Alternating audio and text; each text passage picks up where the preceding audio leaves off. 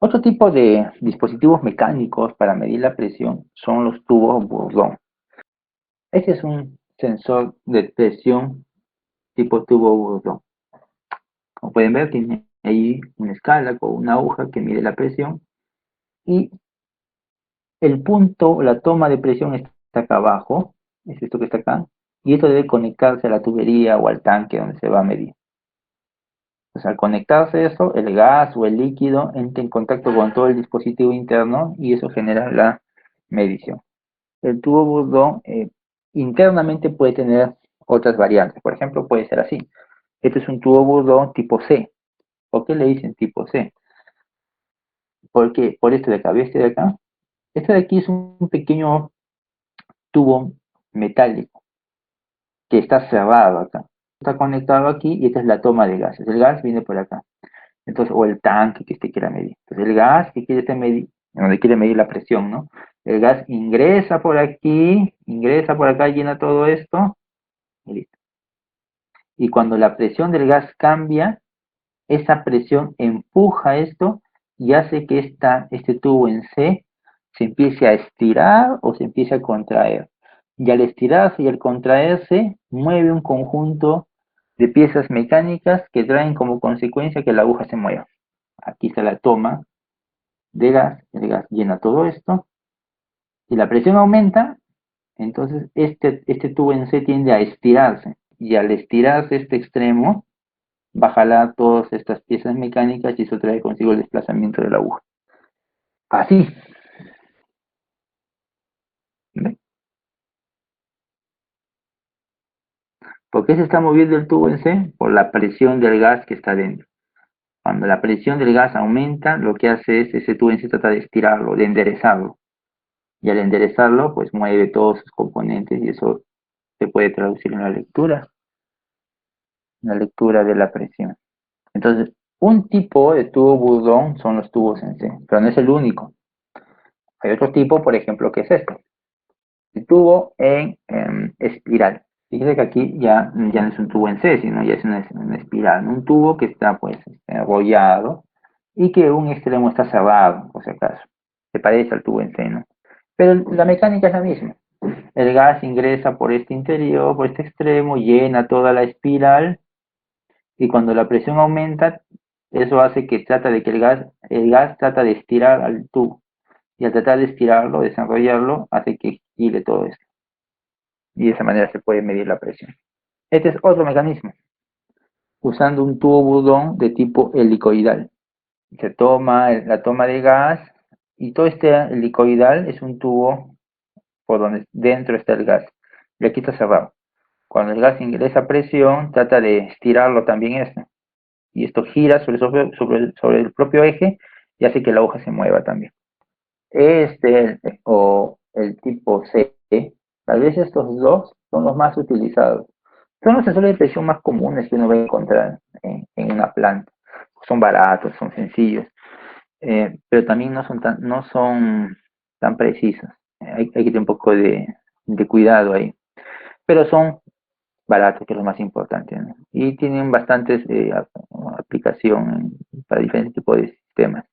Hay varias cosas que hay que tener en cuenta en estos sensores, estos tubos Bourdon, por ejemplo. Muchas veces estos, estos sensores, cuando se instalan, por ejemplo, en una tubería, ¿no? Como aquí, no es que se colocan así como están acá, ¿ves?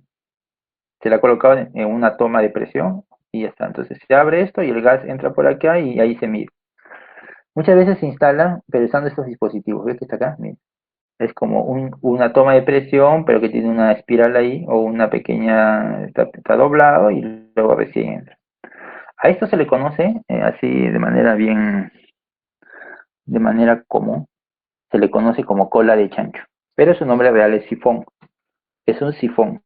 Y eso se suele utilizar bastante cuando el fluido que va a circular o que se va a medir es un vapor. Cuando se tiene vapores, se quiere medir la presión de vapores, el sensor de presión, el tubo Bourdon, no se suele instalar directamente sobre la línea de vapor, sino se coloca antes un sifón. La razón es evitar las sobrepresiones. Es decir, muchas veces cuando se tiene fluidos calientes como los vapores, pueden haber como bolsas de vapor que pueden en algún momento generar grandes picos de presión. Y eso hace que la aguja pues se mueva rápido, ¿no? Como un golpes de presión que recibe, ¿ya? Eso por un lado. Por otro lado, y si es vapor, muchas veces ese vapor cuando ingresa en esas espirales internas del sensor, se condensa, pues, porque se enfría. Y dentro de esos, del tubo en C o del tubo en espiral, se produce condensado. Y eso no es bueno.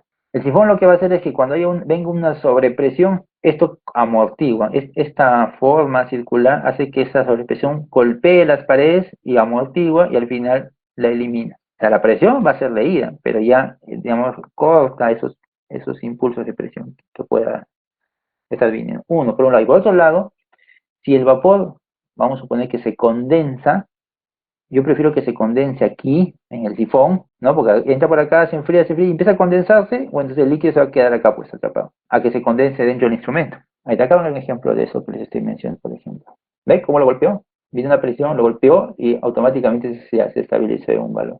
En la cual el chancho no ocurre eso. Aumenta y llega hasta ahí nada más. ¿De nuevo? Mire. ¿Ves? Vino una sobrepresión, aumentó la presión bruscamente, entonces se fue con todo y empezó a oscilar y ya se estabilizó en la presión. Con la cual el chancho no ocurre eso. Aumenta y queda ahí. Ese movimiento brusco que hace antes de estabilizarse, lo único que está haciendo está dañando los componentes mecánicos de la aguja. Otra cosa también importante en los sensores de presión tipo tubo Bourdon es esto. Si usted se fija ahí en esa figura, va a ver que dentro del donde está la escala de presión, hay un líquido. Y no es que esté dañado, sino que esto viene así. Este líquido generalmente es un líquido que tiene una alta viscosidad, una glicerina, por ejemplo. ¿Y cuál es el objetivo de esto? Justamente lo anterior, frente a un cambio de presión brusco o que la presión esté oscilando, ¿no? Esté viniendo que sube, baja, está oscilando alrededor de un punto, eso que va a originar en la hoja, que también haga lo mismo, pues, que oscile y empieza a vibrar, sube, baja y vibra, está vibrando, porque tal vez la lectura, el fluido también está vibrando. El fluido no tiene por qué venir laminar, puede venir turbulento, con pequeñas bolsas de baja presión o bolsas de alta presión. Entonces todo eso va a afectar al final al sensor, porque él está conectado directamente a la línea. Y eso usted lo va a ver porque la aguja va a empezar a oscilar. No va a estar quieta, va a estar oscilando. Puede aumentar, bajar, pero fluctuando. Entonces, para evitar todo eso, ¿qué se hace? Se coloca dentro de cámara de medición, se coloca un fluido viscoso, como glicerina.